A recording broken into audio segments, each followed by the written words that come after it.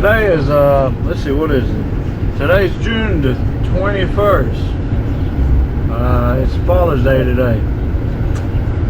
Well, I'm gonna go what I do every year on Father's Day. My father, he passed away when he was 50 years old. Went into cardiac arrest. Every year I try to shoot around this time. I'll go shoot 50 rounds for him today and see how it goes. I'll get back with you guys. Well, today we're gonna be shooting the. I'm here at Springers Road Gun Club. We're gonna be shooting the Taurus 44 Magnum and 250 grain. The bullets and 223 is all we can shoot over here at the shooting range indoors, or else I'll be shooting 5.56. But I'm also gonna shoot the M&P, the 2.0, the 9mm full size. It's the 4 1/4 inch barrel. It's a nice gun. I ain't shot it yet, but we'll get in here and hear some bangs.